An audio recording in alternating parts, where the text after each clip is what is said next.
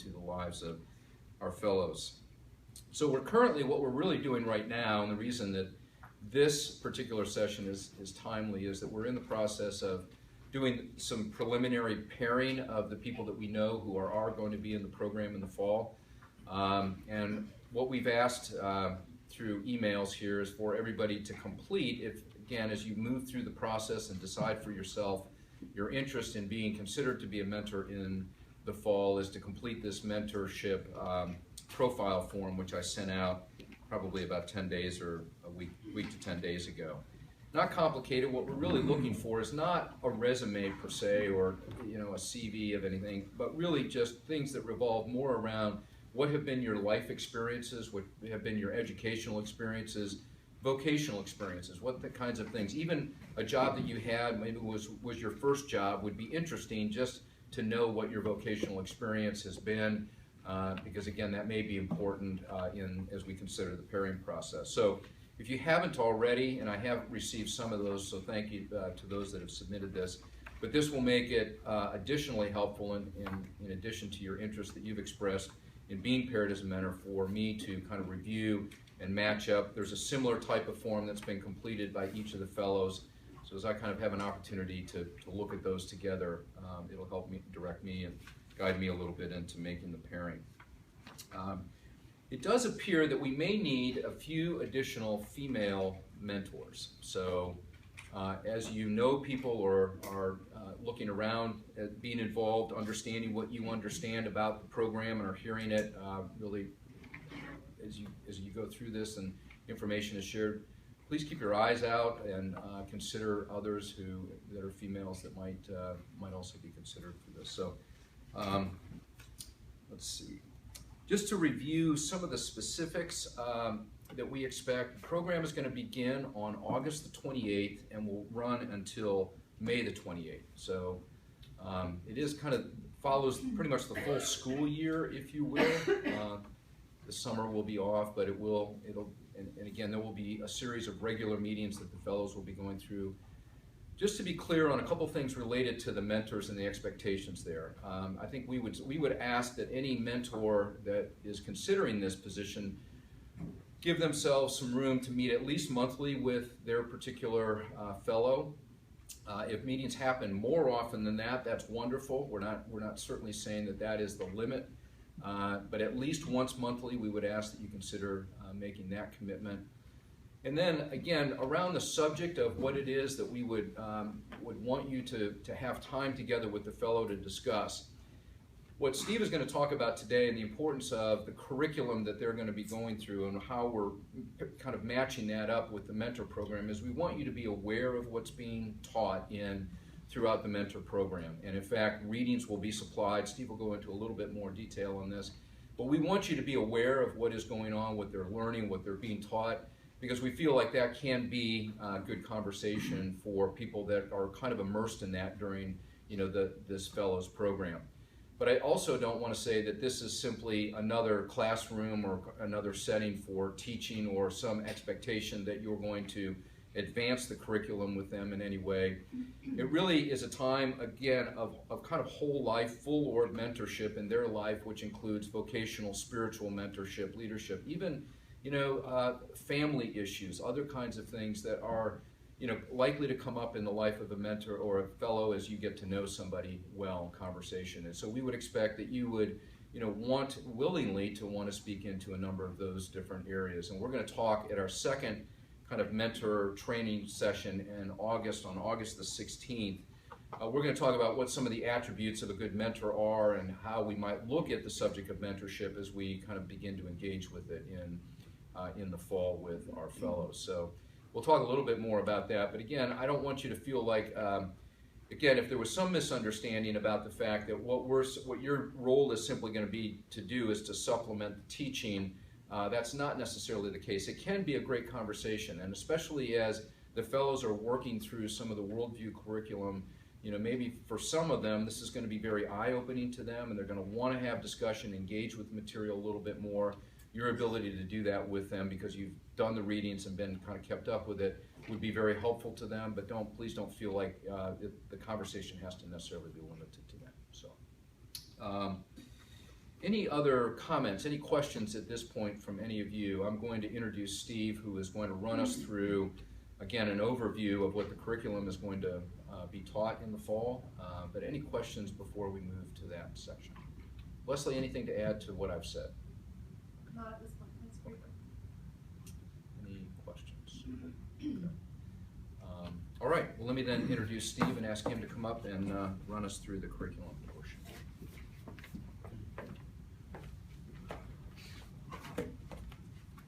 I have a couple of handouts.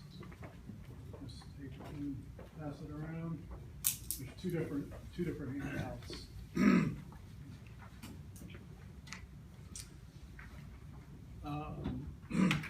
Yeah, and I would just reiterate what Dave said about your role. What we're looking for is not somebody to teach this curriculum. That's what I'm going to be doing, and that's what we're going to be doing on a weekly basis with them. So it's not that we're looking for supplemental teachers, but really what we're looking for is people who are doing what it is we're trying to bring these young people along to do, which is live Christianly, if I can summarize it simply. We want them to be engaged with people who have lived life as a Christian in some area of calling, whatever that may be. And the kinds of things we want you to be doing is saying to them, here's how I came to my calling. Here's why I'm doing what I'm doing vocationally. Here's how I've processed that question of calling. Here's some of the challenges that I face in this area of life. As I work as a whatever, I struggle with these trials and these temptations. These are areas where it's challenging for me to apply my faith. And then on the other side, the positives. Here's the opportunities that I have as a Christian serving in X area of life. Talking about work-life balance, for lack of a better term. What is it? How do I pursue excellence in my vocation without losing my family, my children? Those kinds of things. Just how do I live as a Christian in the context of a fallen world with a given calling under God? That's the kind of thing. So we would be looking for people to help them apply the things that they're learning. So I would say, David will talk a lot more about this in terms of what makes a good mentor in the next training session. But the bottom line, I think, in mentoring is friendship. It's relationship. You're getting to know another human being, and you are sharing your life experience with them. If I can be so bold, it's about love. If you don't love these people, you won't be a good mentor. So you have opportunity to speak into their lives on the basis of a personal friendship that you're developing with them. So our hope is that this is one piece of a much bigger picture. What I'm going to be doing with them, I would say, is an intensely relational learning environment. That it's a learning environment where we're going to push them, hopefully in ways they haven't been pushed to think and study and learn, but it's in the context of these deep relationships that we hope they'll be building with one another. And then one other piece of this is their involvement in a local church, and then their engagement with people who are living in that church. So living, breathing, you're the older Christians to whom we want them to be exposed with more life experience, So that's sort of what we're hoping will happen through this. So just remember, it's one piece. The mentoring piece is one little piece of a much bigger picture. They're going to be doing a lot of other things. But we did think it would be helpful, as you're thinking about this, to understand a little bit more about the curriculum that we'll be working through, because that's kind of at the heart of a lot of this, is intensive learning together. So if you'll take the handout with the, I guess it's the green, dark green banner on the top of it. And this is a description, a very broad overview description of the course of study that we're going to engage in. And let's just sort of work through it together. The course of study for the Tampa Bay Fellows is designed around three vital principles. First, we believe that the revelation of the triune God in the scriptures is our most basic starting point for thinking and living in God's world. So, the authority of the Bible. And that has, as you know, broad, very deep implications for life in a fallen world. So we're going to spend a good bit of time in the early weeks of our study together thinking about the doctrine of Scripture and its implications for how to live as a Christian in the world. It's the most basic question of authority. On what authority is my life and my service and all of my work in God's world grounded? It's grounded on the authority of God's word. Second, we believe that all study of the Scriptures is to be conducted in a fundamental posture of devotional receptivity to the Spirit who speaks in the Word. Like little children, we are always receiving what our Father gives. That, again, we're going to have to unpack with them, but the devotional receptivity, that we are not trying to create a classroom where there's an intellectual transfer of information, full stop, go on to the next thing. They can download information ad nauseum off the internet. That's not what we're doing. We're seeking to instruct in a way that's going to produce response in people's lives. And I'd say that the most basic response we all should have is, I'm a little child sitting on my Father's lap, listening to his voice and receiving, receptive to the voice of God speaking in the Scriptures, and devotionally being, I think that captures the idea of being grateful, responding with thanks and with humility and gratitude for what he has given. So it's an intense learning environment, but it's not a merely intellectual transfer of information. It's much more than that we're shooting for. It's a spiritual exercise.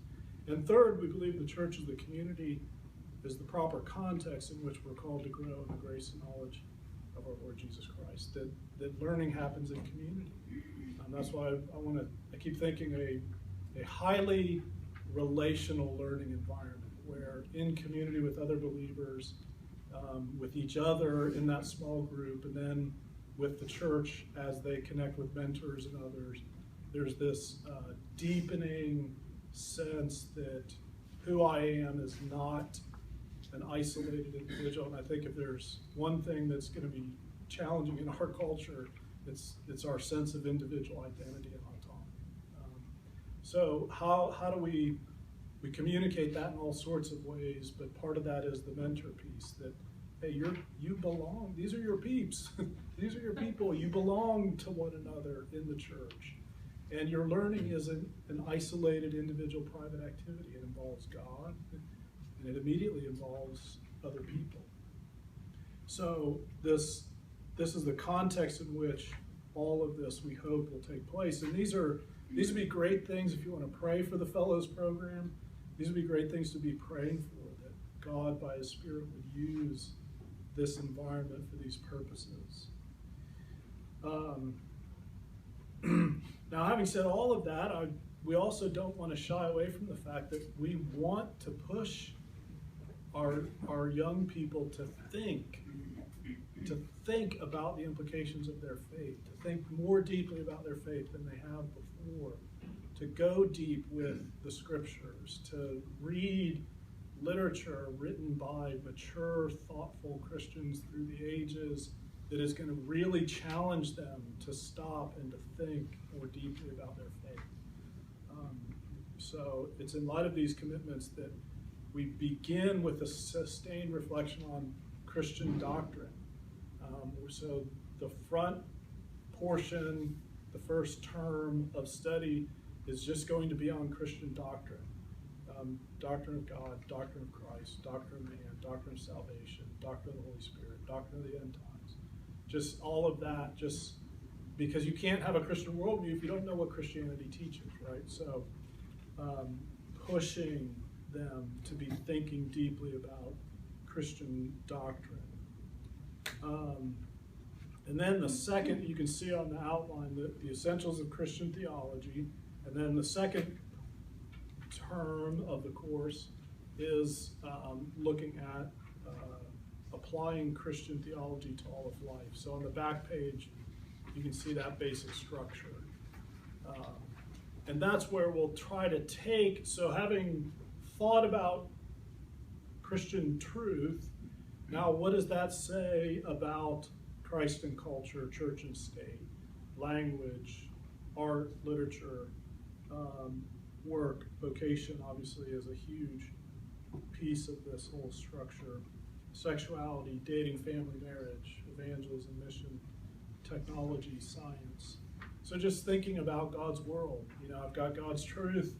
Now, how do I interact with the world around me in light of that truth? So that's the basic structure and context in which we're going to seek to develop this. So any questions about that? That's the big picture, sweeping overview of what we're doing with the curriculum. I was just going to have you talk about the format of when those right. teaching times. I don't know if everyone was at the first meeting. Yeah, so the way it'll work is every Monday night we will gather, the fellows will gather, and this is why this is intentionally a small group. We said 6 to 10 would be perfect, so 8 is right in the sweet spot. If we end up with 8, that'd be perfect.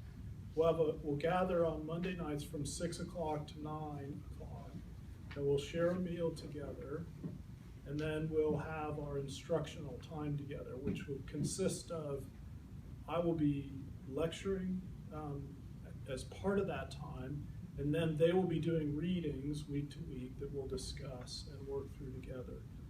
And over the meal, part of the idea is take young people, put them in Christian homes, and just let them see a Christian home. We live in a very broken culture for our young people. Many of them don't come from Christian homes, and many of them have never seen a functional Christian home. Just a guy who treats his wife with respect and is thoughtful about his children. Or I would love to have homes where there's family worship and we can sit at the dinner table and see what family worship looks like. That would be awesome. But I can almost guarantee not one of these people will come from a home where there's ever been family worship. How many of us were raised on family worship? One out of all.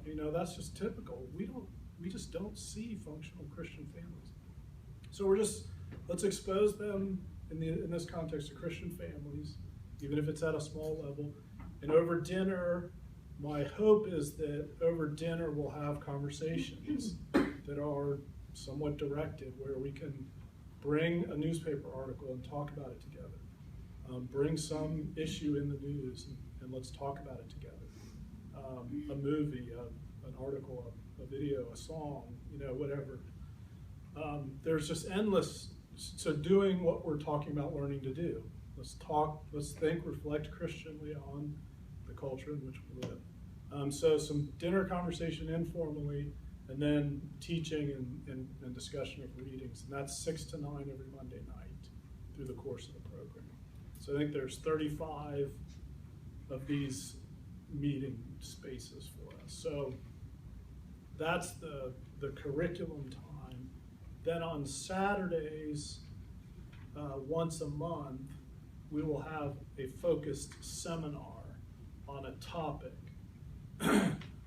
So in those seminars, we'll spend 2 to 4 hours with somebody who is a Christian, who's doing, what we're hoping, living Christianly in their area, and they will come in and discuss their area of expertise or life from a Christian perspective. So we have some incredible seminars lined up, and I'm so excited about it. But Charles Kennedy is the Justice of the Florida Supreme Court, is a wonderful Christian. He's an elder at Covenant Lakeland. So we're going to meet with him and talk about how in the world do you do that as a Christian. He's been involved in a number of social issues that are of great importance, including abortion and the definition of marriage and family. So just talk to us about your calling. You have a calling to serve as a public servant. How does that work? What are the challenges? What are the opportunities? How do you understand serving as a justice? What's your calling? Is it to enforce God's law in the culture? How do you think about, doing law as a Christian in the public sphere? There's all sorts of great opportunities for reflection and question there. Mark Fox, who's at MacDill Air Force Base, is going to meet with us and talk about what do you do when you're called to be a soldier as a Christian? How do you think Christianly about that high calling before God? How did you settle with that as a calling before God? How have you thought Christianly about the responsibilities that you bear? So just incredible opportunity for thinking Christianly there. We actually we secured Rosaria Butterfield for one of our seminars. She's going to be in Orlando for another meeting, and we're going to go over there and sit with her and talk for 2 hours or so about sexual identity and the culture in which we live. So those will be more focused narrowly on a given area of calling, and how do you process this as a Christian. So those will be once a month on Saturdays. So any questions, big picture questions about the curriculum, how we're structuring this, what our goals are? On Monday night roundtables, the mentors are not responsible for hosting. I don't know if it seems like that. There were 2 volunteer opportunities, and y'all are not in that group. Actually, there's some people that are doing both. Yes, there are. Yeah, if you want to do both, you're welcome. But we have to. them almost covered. There's like 7 weeks out of the 30. But that's not part of the mentor requirement.